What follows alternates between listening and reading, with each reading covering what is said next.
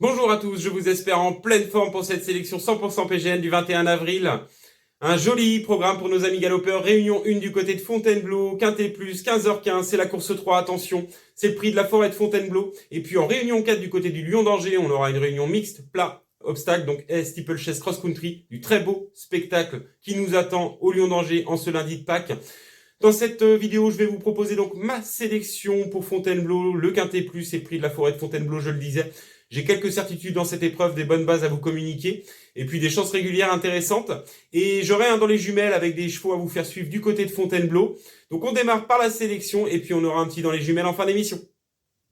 Et donc, jolie épreuve qui nous attend demain du côté de Fontainebleau, c'est le prix de la forêt de Fontainebleau, c'est donc un handicap divisé. Attention, on n'est pas sur des heures, 2 semaines, c'est jour férié, 15h15 le départ, ça vous laissera le temps de vous restaurer en famille et de pouvoir profiter de cette belle épreuve. Je vous propose donc une sélection en 8 chevaux, je vais vous communiquer mes bases, mes chances régulières, mes outsiders. Elles s'affichent tout de suite et comme vous le constatez, ma première base de jeu sera le 8, Rouge Garde. Rouge Garde avait besoin d'une course de rentrée du côté de Saint-Cloud. Il est associé demain à Axel Baron et revient dans son jardin. Reçu 6 sur 6 à Fontainebleau, 4 victoires, 2 deuxième places. Il cherche sa voie dans les handicaps quintés et pourrait bien la trouver demain.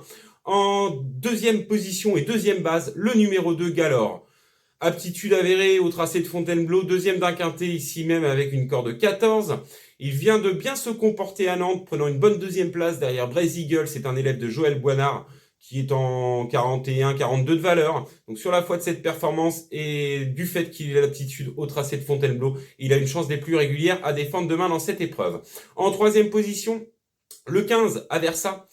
Aversa, elle est dans la forme de sa vie, elle enchaîne les quintés et elle enchaîne les places.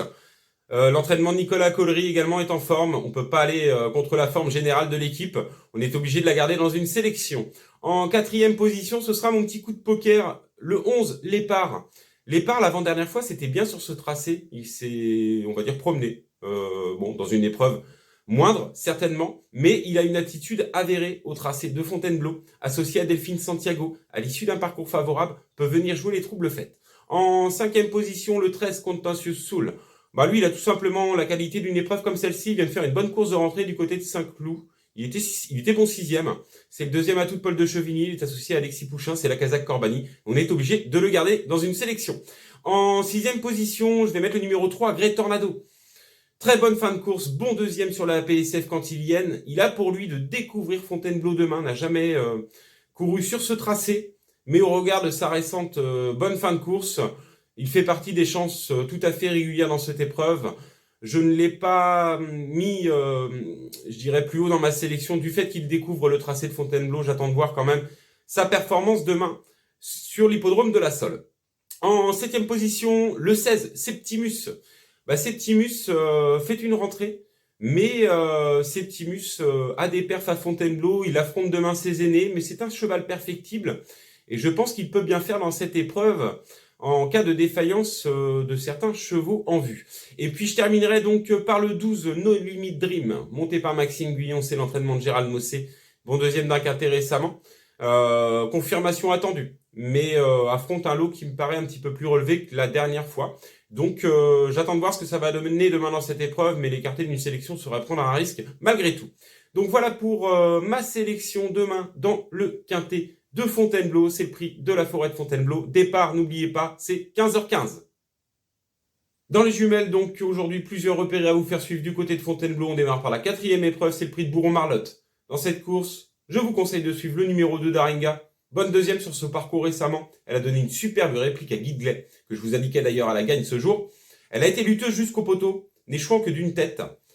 Elle n'aurait qu'à tout simplement répéter cette bonne performance pour s'imposer demain. Aptitude au tracé de Fontainebleau avérée, corde 13 avec laquelle il faudra composer, mais j'y crois. En sixième épreuve maintenant, c'est le prix de la Chapelle de la Reine.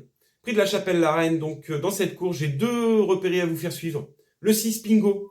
Pingo, c'est l'entraînement boutin monté par Elie Ardouin. Deuxième en octobre l'année dernière sur ce tracé. En 35,5, il échouait à une tête du vainqueur.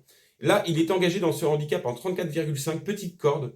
Première chance, tout simplement, aptitude avérée au tracé de Fontainebleau. Et puis, dans cette même épreuve, outsider séduisant, c'est le numéro 9 à l'ATA. Même chose, aptitude avérée, c'est l'entraînement Plisson dont je me méfie beaucoup. Et elle a tiré également une petite corde. À l'issue d'un parcours favorable, elle peut tout à fait venir chercher une place à Bellecote. Maintenant, on passe à la 8e épreuve, le prix de Barbizon. Dans cette course, qui regroupe que 7 partants, je vous conseille de suivre le 6 Owood. Lui, il a une attitude avérée à Fontainebleau. Il est gagnant de quintet ici même, sur l'hippodrome de la Sole.